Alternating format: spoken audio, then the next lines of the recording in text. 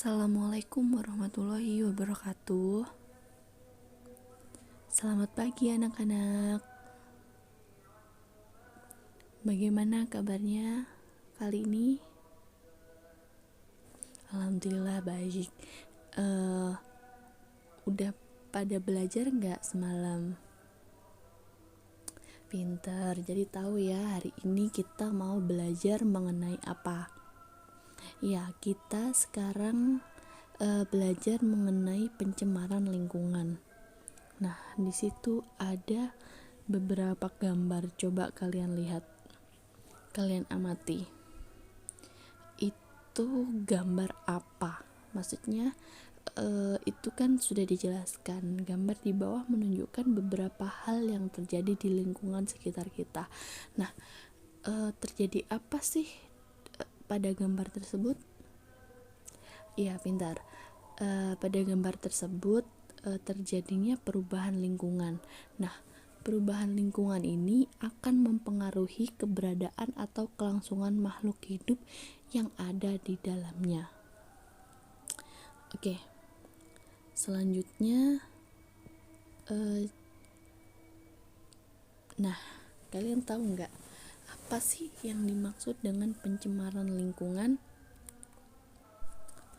Ya, pencemaran lingkungan atau environmental pollution merupakan segala sesuatu baik berupa bahan-bahan fisika maupun kimia yang dapat mengganggu keseimbangan ekosistem, seperti halnya pestisida gitu tuh. Nah, sedangkan menurut Undang-Undang Republik Indonesia Nomor 23 Tahun 1997, pencemaran lingkungan adalah masuknya atau dimasukkannya makhluk hidup, zat, energi, dan atau komponen lain ke dalam lingkungan hidup oleh kegiatan manusia, sehingga kualitasnya turun sampai ke tingkat tertentu yang menyebabkan lingkungan hidup tidak dapat berfungsi sesuai dengan peruntukannya. Jadi yang dimaksud di sini pencemaran lingkungan itu terjadi akibat dari kumpulan kegiatan manusia atau bisa disebut populasi dan bukan dari kegiatan perorangan individu. Nah, selain itu, pencemaran itu dapat diakibatkan oleh faktor alam. Contohnya gunung meletus. Gunung meletus itu kan menyebabkan apa? Abu vulkanik kan. Nah, jadi itu dapat disebut pencemaran. Oke, selanjutnya jenis dan faktor penyebab pencemaran lingkungan. Yang pertama, pencemaran air. Nah, apa sih pencemaran air itu? Ayo, siapa yang bisa jawab? Nah, pencemaran air yaitu masuknya makhluk hidup, zat, energi, atau komponen lain ke dalam air. Nah, hal itu mengakibatkan kualitas air turun sampai ke tingkat tertentu yang menyebabkan air tidak berfungsi lagi sesuai dengan kebutuhannya. Nah, faktor-faktor yang mempengaruhi faktor-faktor penyebab pencemaran air, yang pertama ada limbah industri. Nah, limbah industri, air limbah industri ini cenderung mengandung zat berbahaya. Oleh karena itu, kita harus mencegahnya agar tidak membuang air limbah industri ke saluran umum. Nah, contoh limbah industri apa? Nah, contohnya itu seperti limbah pabrik baja, limbah pabrik emas, limbah pabrik cat, limbah pabrik pupuk organik, limbah pabrik farmasi, dan lain-lain sebagainya.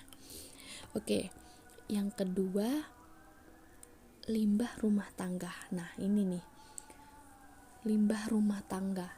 Coba deh, kalian pernah memperhatikan gak kegiatan yang terjadi di dalam rumah tangga, pasar, perkantoran, rumah makan, penginapan, dan sebagainya. Nah, di tempat-tempat tersebut terjadi banyak kegiatan. Nah, yang itu akan menghasilkan sampah atau limbah yang dinamakan limbah rumah tangga, dan itu menyebabkan pencemaran air. Oke, yang terakhir itu ada limbah pabrik. Nah,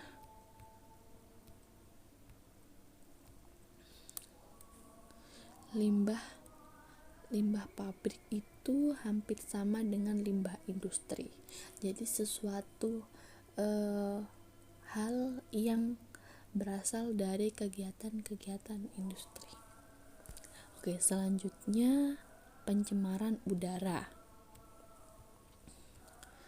Faktor yang menyebabkan pencemaran udara itu ada salah satunya itu faktor abiotik yang mempengaruhi kehidupan komponen biotik atau makhluk hidup. Nah, di sini faktor yang pertama aktivitas alam. Tahu nggak maksudnya aktivitas alam itu bagaimana sih?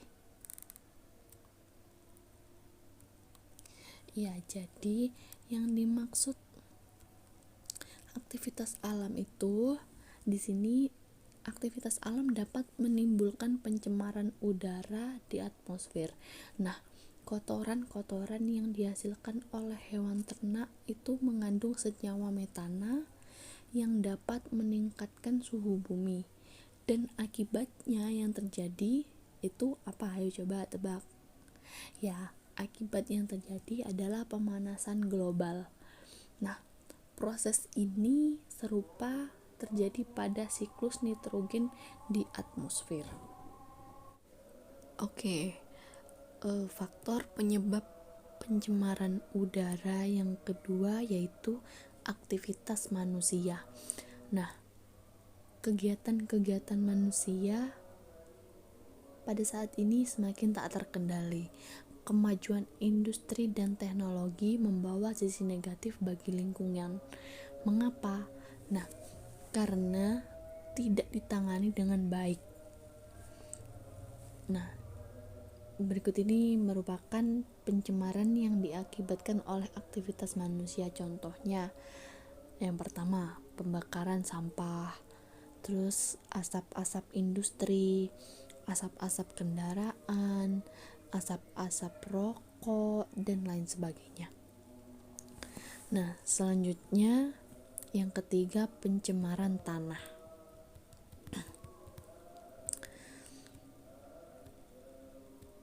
Nah, ketika suatu zat berbahaya atau beracun telah mencemari permukaan tanah, maka pasti dapat menguap.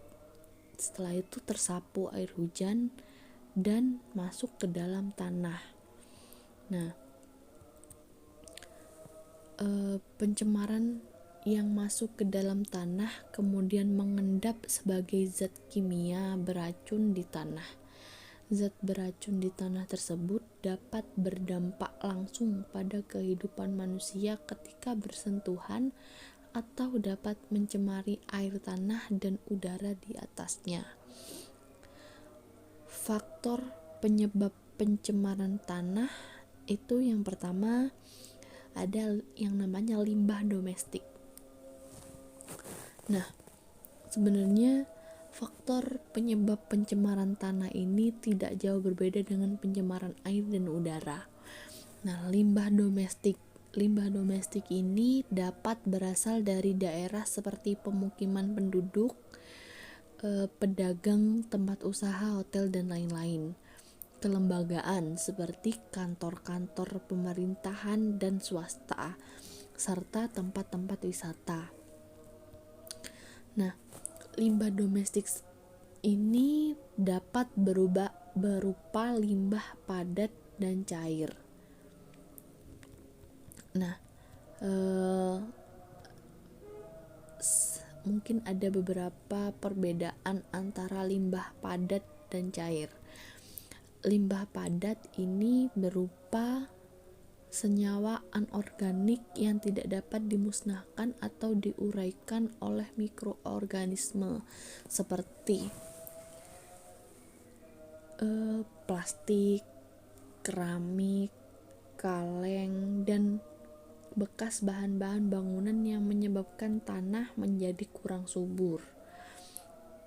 Kalau limbah cair itu dapat berupa tinja atau feses, terus deterjen, oli, cat, dan lain sebagainya. Nah, dari bahan-bahan tersebut jika meresap ke dalam tanah akan merusak kandungan air tanah, bahkan dapat membunuh mikroorganisme di dalam tanah. Oke, selanjutnya limbah industri.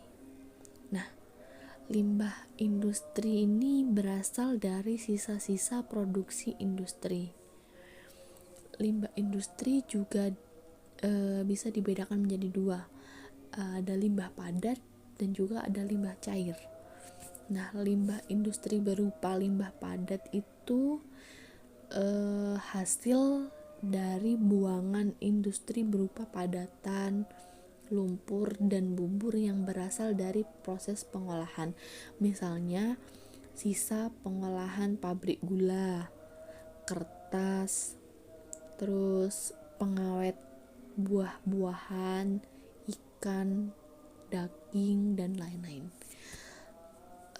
Kalau limbah industri berupa limbah cair itu hasil dari pengolahan dalam suatu proses produksi juga.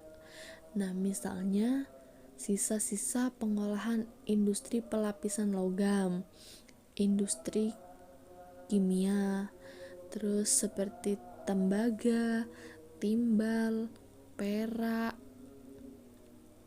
terus dan boron itu adalah zat-zat yang dihasilkan dari proses industri pelapisan logam seperti Hg, Zn, Pb, dan Cd yang dapat mencemari tanah.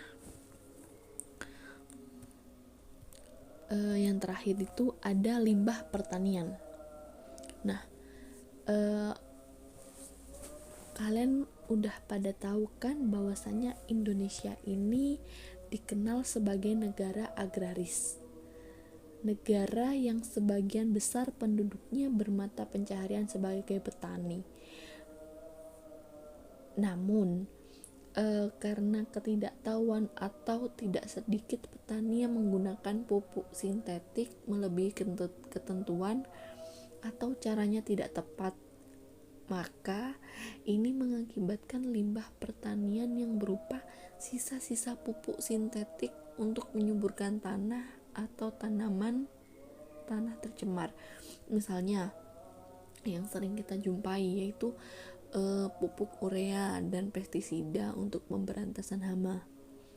Nah, penggunaan pupuk yang terus-menerus dalam pertanian akan merusak struktur tanah. Akibatnya, kesuburan tanah berkurang dan tidak dapat ditanami jenis tanaman tertentu karena zat hara di dalam tanah semakin berkurang.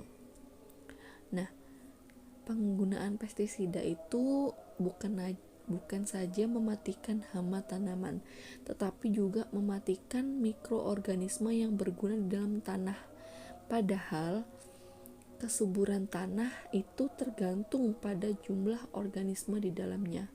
Selain itu, penggunaan pestisida yang terus-menerus akan mengakibatkan hama tanaman kebal terhadap pestisida tersebut.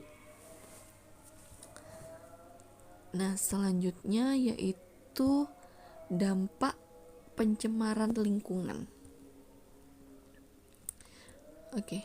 Pencemaran air, dampaknya penurunan kualitas lingkungan, gangguan kesehatan, mengganggu pemandangan, mempercepat proses kerusakan barang.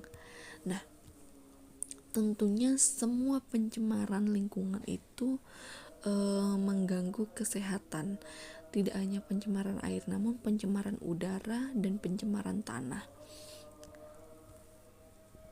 Nah, eh, pencemaran air dapat mengganggu kesehatan, yaitu penyebabnya seperti virus hepatitis A, terus virus rotavirus itu menyebabkan diare pada anak. Nah, terus mengganggu pemandangan. Tentunya pencemaran air sangat mengganggu pemandangan. Karena apa? Karena kadang-kadang air limbah itu mengandung polutan yang tidak mengganggu kesehatan dan ekosistem, tetapi mengganggu pemandangan kota. Meskipun air yang tercemar itu tidak menimbulkan bau, namun perubahan warna air mengganggu pemandangan mata.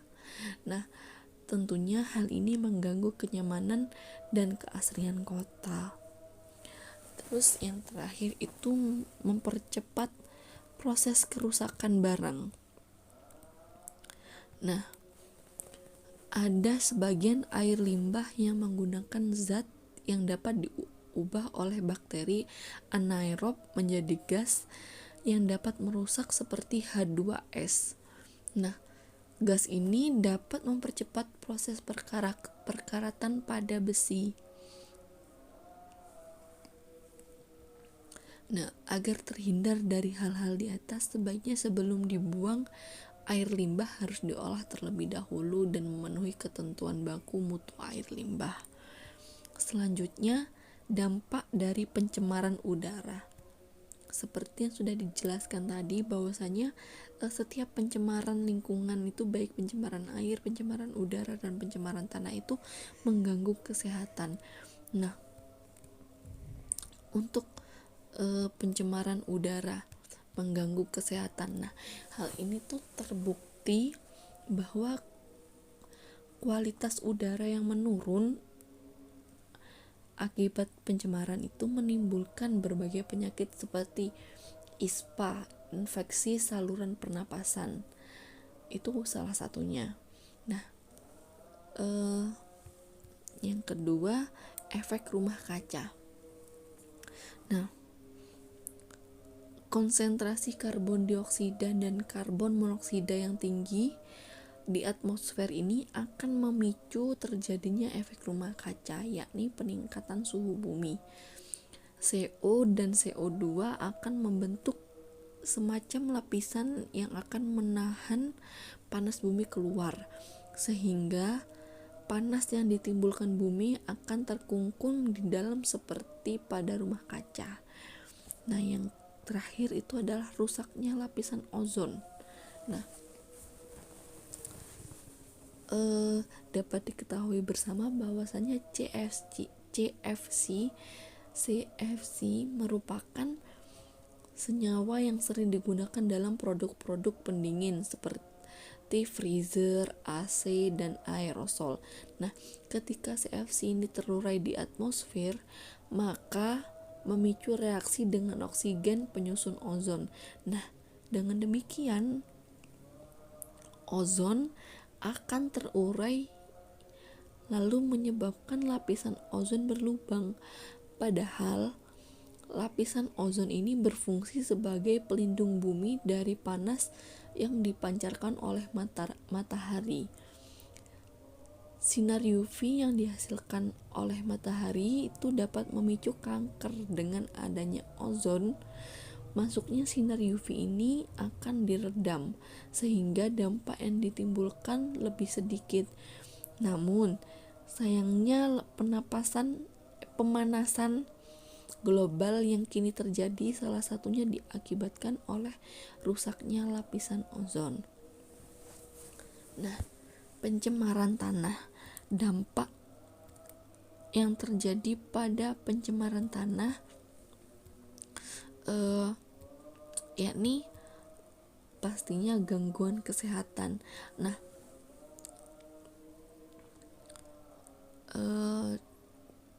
pada gangguan kesehatan ini contohnya saja kromium. Nah, berbagai macam pestisida dan herbisida yang merupakan bahan karsinogenik untuk semua populasi. Nah, timbal ini sangat berbahaya pada anak-anak karena dapat menyebabkan kerusakan otak serta kerusakan ginjal pada seluruh populasi. Nah, yang terakhir itu adalah merusak ekosistem. Tentunya pencemaran tanah ini dapat merusak ekosistem karena perubahan kimiawi tanah yang radikal dapat timbul dari adanya bahan kimia yang beracun dan berbahaya, bahkan pada dosis yang rendah sekalipun. Nah, perubahan ini dapat menyebabkan perubahan metabolisme dan mikroorganisme endemik dan arthropoda yang hidup di lingkungan tanah tersebut. Akibatnya, perubahan ini dapat memusnahkan beberapa spesies primer dari rantai makanan. Nah, yang terakhir yaitu cara menanggulangi pencemaran lingkungan. Nah, dari beberapa pencemaran yaitu ada pencemaran udara, pencemaran air, dan pencemaran tanah. Pastinya ada cara untuk menanggulanginya. Yang pertama dapat dilihat di gambar itu, buanglah sampah pada tempatnya. Nah, dengan membuang sampah pada tempatnya itu dapat mengurangi pencemaran air, pencemaran udara, dan pencemaran tanah. Karena sampah yang dibuang sembarangan, terutama sampah plastik, itu tidak dapat diuraikan oleh mikroorganisme. Nah, jadi itu dapat menimbulkan pencemaran tanah. Dan jika sampah plastik itu dibakar pun dia tidak akan bisa musnah, namun bisa menyebabkan pencemaran udara yang mengakibatkan bau tidak sedap. Dan jika dibuang sembarangan nanti akan terjadi banjir. Maka dari itu kita harus membuang sampah pada tempatnya. Nah, yang kedua itu reboisasi dan menanam pohon kembali. Jadi bisa disebut kita harus mengurangi penggunaan tisu. Nah, karena satu tisu itu membutuhkan satu pohon untuk membuat beberapa tisu. Jadi mari kita menanam pohon dan melakukan penghijauan agar udara yang kita hirup bisa lebih sehat. Nah, yang ketiga itu ada yang namanya recycle, reuse. Nah, di situ kita harus memanfaatkan recycle, reuse, dan reuse, pendaur ulangan, penggunaan ulang, dan melakukan pengurangan bahan-bahan atau penghematan. Nah, yang keempat itu adalah yang